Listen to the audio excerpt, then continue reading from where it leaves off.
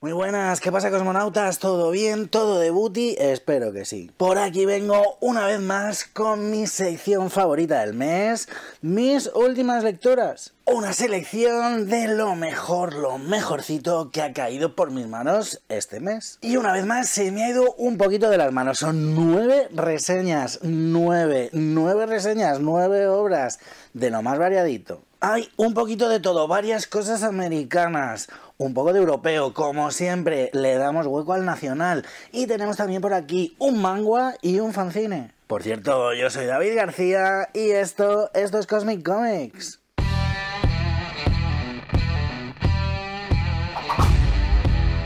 No me quiero extender mucho en la intro, que tengo muchísimo material y no me quiero tirar grabando aquí hasta pasado mañana. Decir eso sí que me mantengo firme en el compromiso de traer por aquí un poquito de todo. Varias cositas de americano, underground, indie, superhéroes. Y como os comentaba también un poquito de nacional, un poquito de europeo, un manga y un fanzine. Así que basta ya de cháchara vacía y vacua, y vamos al meollo del asunto, a lo importante que son las reseñas, y ya las estarás esperando. ¡Vamos al lío! Venga, y empezamos con un poquito de Marvel, con este cuarto tomo de estos must-have de la Patrulla X, en este caso Supernovas. Tomo gordo, como podéis estar viendo, que recopila los números 188 a 199 del primer volumen de X-Men y el anual de 2007. Tomo que recopila dos arcos argumentales, uno de los hijos de la cámara, bastante de actualidad, y otro sobre una amenaza que llega desde el espacio Shi'ar. Publicado en Estados Unidos por Marvel Comics, es aquí Panini quien lo ha traído en este formato cartoné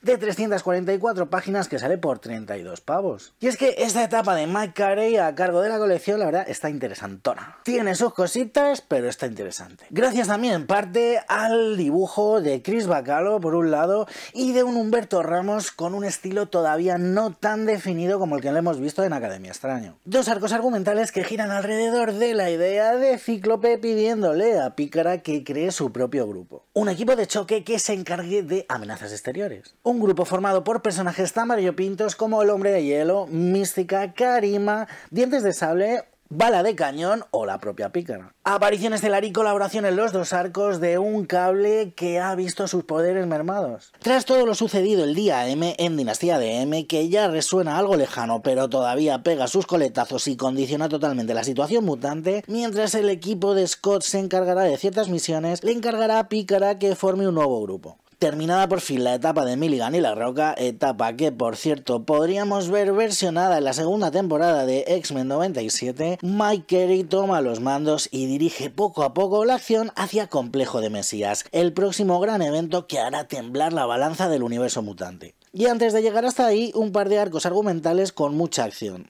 En el primer arco vamos a ver el origen de la cámara. Primera incursión de los hijos de la cámara que por un error despiertan antes de tiempo y pretenden erradicar a la raza mutante para luego hacer lo propio con los humanos y hacerse con el control del planeta. Unos diseños de personaje de locura a cargo de Chris Bacalo, que no en vano y a pesar de las críticas de muchos lectores es uno de mis dibujantes favoritos.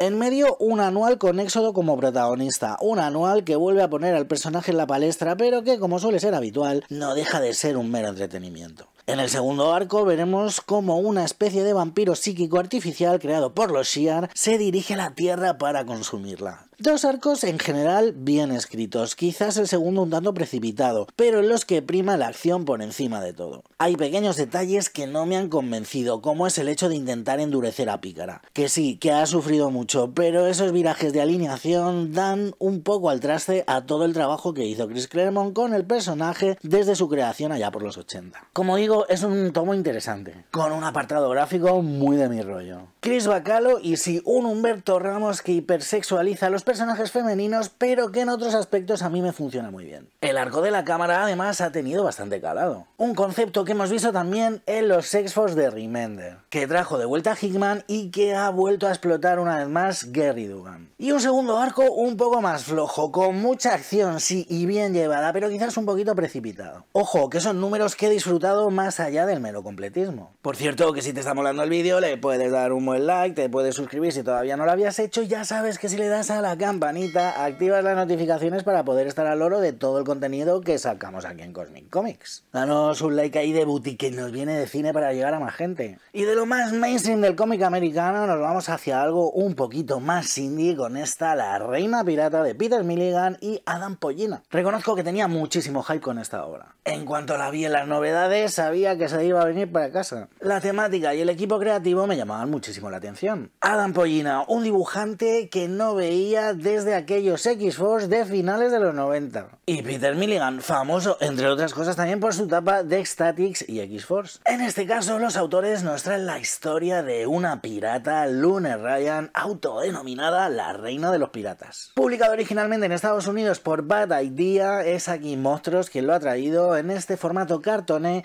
de 104 páginas que sale por 20,90 €. Si bien me he encontrado con una historia sencillita que recorre ciertos lugares comunes y que no llega a sorprender con sus giros, bueno, me he encontrado con el arte de Adam Pollina que es una maravilla. Una historia de piratas con un desarrollo que no está mal, pero que tampoco emociona. Con unas buenas ideas que quizás no están llevadas a cabo de la mejor manera, pero oye, con un cierre que no está nada mal. Una especie de altos y bajos de guión en 4 números con una premisa chula, pero que quizás no se ha llevado a cabo de la mejor manera. Y es que esta historia nos habla de la vida de Lunar Ryan, un personaje ficticio cuyo máximo punto de giro y la esencia de la trama es que se queda embarazada. Venga, tiremos de pacto de ficción. Hagamos como que sí, que existieron matrimonios dedicados a la piratería y que tuvieron hijos. El resto de la trama es un ir y venir de tópicos, de clichés que ya hemos leído una y mil veces en las historias de piratas. Malos malísimos, piratas honorables, nobles despreciables y un par de giros de lo más previsible. En este sentido, no lo puedo esconder, el guión de Peter Milligan me ha decepcionado bastante. Sin llegar a ser pretencioso, la verdad, sí que se le nota poco cómodo o habituado a este género. Y es que esta historia se podría haber contado perfectamente con otra ambientación, siendo la piratería algo casi accesorio, de atrezo. En cambio, el trabajo tanto de Adam Pollina al dibujo como de Tamra Bonvillain al color es una auténtica maravilla. La evolución de Pollina desde finales de los 90 es espectacular. Mantiene esas líneas estilizadas, esas figuras que en algún momento podrían recordar a Modigliani, ese carácter modernista que ya se le apreciaba en sus portadas de X-Force.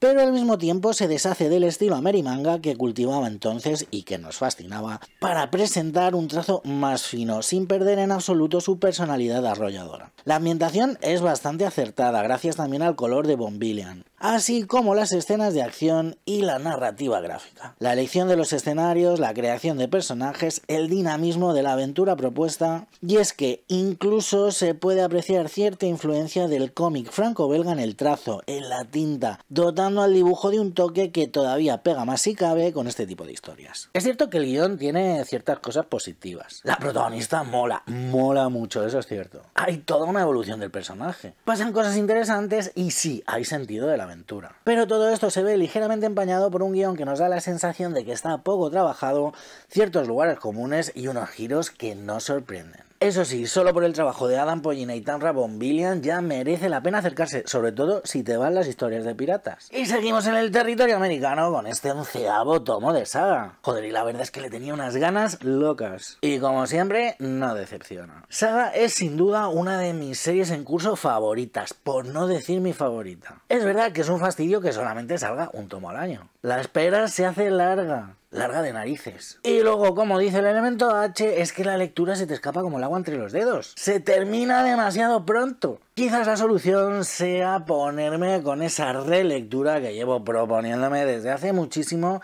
y empezar otra vez desde el primer tomo. Publicado originalmente por Image Comics, es aquí Planeta quien lo ha traído en este formato cartoné de 152 páginas que sale por 18,95 €. Volver a Saga es como volver a casa. Como volver a ese grupo de amigos que hace tiempo que no veías pero que siempre tienes presentes. Volver a Saga es volver a una de las series más importantes de los últimos años. El trabajo de una vida. Y es que entre parones, años sabáticos, pandemias de por medio, esto lleva publicándose desde 2012. Este 11º tomo, segundo de esta segunda temporada, nos sitúa de lleno en la acción. La acción de unos personajes con los que es imposible no empatizar, cogerles cariño, quererlos en algunos casos. Así es de fuerte el pacto de ficción de Vaughan y Staples. En pocas palabras, Saga es una space opera que se rige por una premisa similar a Romeo y Julieta. En este caso, dos soldados de dos facciones opuestas de una guerra galáctica y cruenta que se encuentran, se enamoran y tienen una hija. Hazel, que al mismo tiempo es la narradora de toda esta historia, más grande que la vida. Volver a Saga es volver a esa casa de vacaciones a la que ibas en verano, y en este caso nos encontramos que los personajes no dejan de evolucionar, de crecer. Esa es la magia de Saga. Además de los puñetazos en la boca del estómago que algunos giros nos provocan, en este número contamos con uno de ellos, la sensación de estar dentro de un universo vivo y real en el que cualquier cosa puede suceder es sin duda uno de sus grandes atractivos. Como lo son los conflictos entre los personajes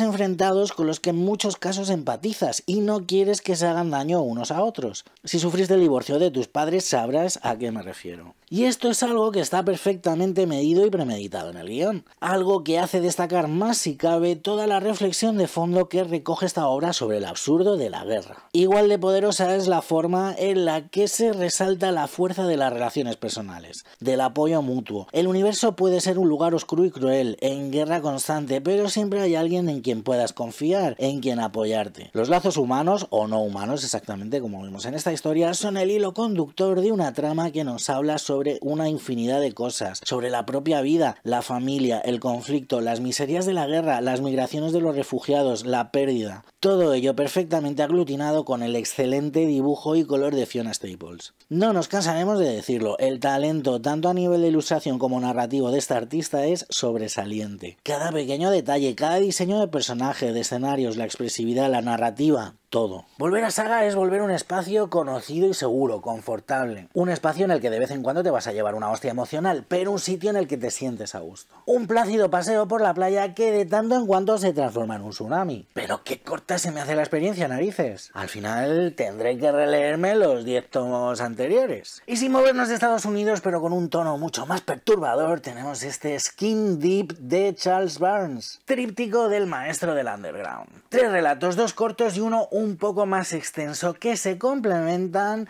pero que cada uno cuenta su propia historia. Publicado originalmente en Estados Unidos por Fantagraphics, es aquí La Cúpula quien lo ha traído en este formato rústica de 104 páginas que sale por 18,50 €. El caso es que la obra central, la más extensa, de ahí que hable de un tríptico, ya la tenía, ya la había leído. Allá por los 90 era la propia Cúpula en su colección de Brut Comics quien sacaba un Born Again con esta historia central. Y ya entonces consiguió sorprenderme y perturbarme. Algo alejado de su agujero negro, en un tono quizás más experimental, más psicotrópico y cercano a ciertas filias que hemos visto a lo largo de la carrera, por ejemplo de Daniel Close, Burns nos sumerge en un mundo de equívocos, denuncias y sectas del fin del mundo. Un trabajo que critica lo establecido, que habla del propio cuerpo del ser humano y sobre todo una gran denuncia contra los supuestos mesías y telepredicadores que tanto abundan en los Estados Unidos. 3 historias que se complementan, sí, pero que nos hablan desde distintos puntos de vista sobre distintas cuestiones. Desde el hombre perro que tiene un corazón de perro y comportamientos caninos hasta esa secta apocalíptica influenciada por una presencia alienígena, rematando con una historia breve que pone sobre la mesa las carencias y fases más oscuras del sueño americano. En lo gráfico, una maravilla, como siempre. El trazo limpio pero cargado de tinta negra que cimenta el estilo de Burns funciona a la perfección a la hora de describir el absurdo, la pesadilla y lo macabro.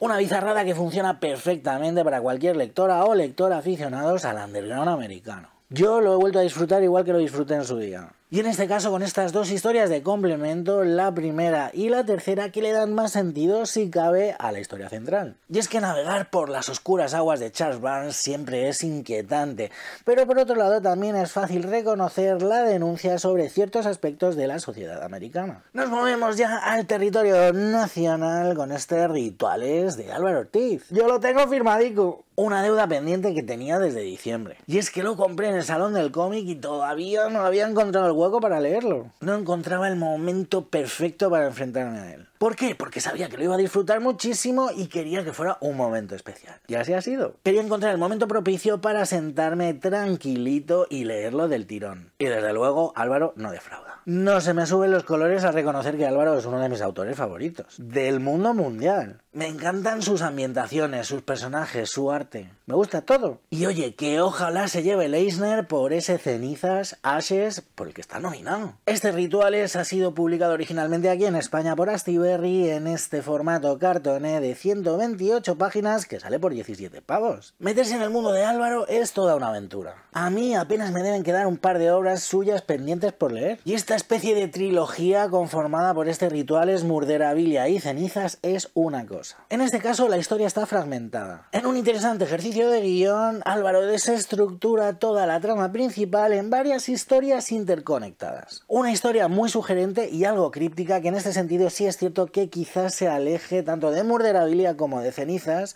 pero que funciona perfectamente. Una historia que precisamente transita entre estas dos obras con la figura de Caravaggio también presente. Una trama que es complicado sintetizar en una sinopsis o una premisa. En medio de todo, una serie de esculturas itifálicas que provocan ciertas maldiciones. Y es que precisamente creo que de eso habla Rituales, de maldiciones, de supersticiones, de mala suerte, de probabilidades matemáticamente teñidas por lo imposible, lo mágico, lo irracional. A través de toda esta serie de historias, poco a poco, paso a paso, nos vamos sumergiendo en una historia en la que quizás lo más sugerente sea precisamente todo lo que se va quedando en el aire. Piezas de un rompecabezas que al final encajan, sí, pero que nos muestran una imagen distorsionada. Y ante toda esta disgregación literaria, los tropos, manías y filias del propio Álvaro. Esas ambientaciones costumbristas, de terror, de ciencia ficción, todo mezclado con un gusto tremendo. Sentido del humor, autorreferencia e imaginación. Un cóctel molotov volando directamente a tu cabeza. El recorrido por todas estas historias, a pesar de que una vez que llegamos a un punto cercano al final en el que somos conscientes de que no todo va a ser explicado, es intenso y merece la pena. Es el camino el que nos cuenta la historia. Es el camino el que marca los ritmos, a modo de cortos cinematográficos, que me perdone Álvaro, pero sigo pensando que sus cómics son muy cinematográficos,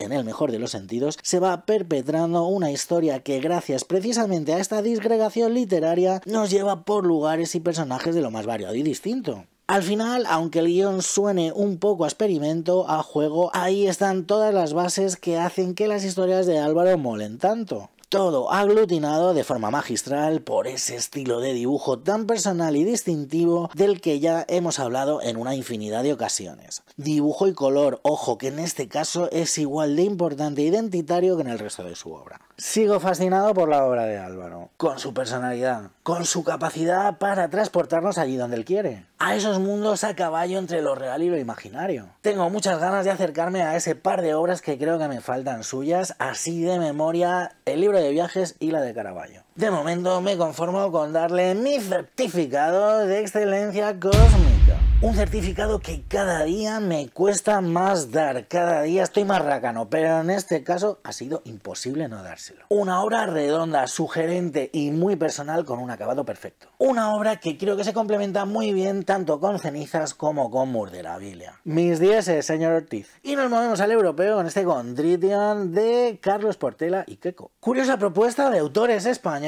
de corte europeo pero sabor americano. Una historia que nos habla de la redención, del perdón, de ese monstruo que el ser humano lleva dentro. Un thriller de investigación periodística que ahonda en lo más oscuro del alma humana. Publicado originalmente en Francia por De Noël, es aquí Norma Editorial que lo ha traído en este formato cartoné de 168 páginas que sale por 25 pavos. Una historia dura, una investigación periodística, con cierto sabor noir pero modernizado, actualizado. Y es que precisamente el género negro no suele llamarme la atención. Ya tuve mi época, mi momento con los clásicos, con Raymond Chandler, con Dashiell Hammett. Y quizás por eso pues no termine de atraerme demasiado el género negro en cómic. Es cierto que en este caso he llegado a esta obra sin saber absolutamente nada. Y ojo que el planteamiento noir que tiene me parece bastante interesante y novedoso, original. Tenemos una premisa interesante, una ley en Florida que obliga a los exconvictos acusados de ciertos delitos sexuales a vivir a más de 1000 pies de cualquier escuela, guardería, parque o patio de recreo. Esto da lugar a sitios como Contrition Village, población imaginaria pero basada en un caso real en el que la gran parte de sus habitantes han sido condenados por delitos sexuales contra menores. Una especie de purgatorio, una cárcel al aire libre tras la cárcel. Y precisamente sobre esto gira la historia de Contrition, una historia que por medio de un guión brillante y desestructurado se nos presenta en forma de thriller periodístico. Es interesante, por ejemplo, el cambio de roles de la protagonista y su marido, siendo ella la obsesionada por el trabajo y con problemas para conciliar. Es interesante el punto de vista sobre el inicio de la trama de investigación, la muerte de uno de estos exconvictos y la desaparición de dos más. Con un tono que recuerda ligeramente al underground americano, Queco realiza un trabajo magistral de dibujo. con unas tintas poderosas y una capacidad de expresividad brutal que acaso se ve empañada por tanto fondo de plantilla fotográfica.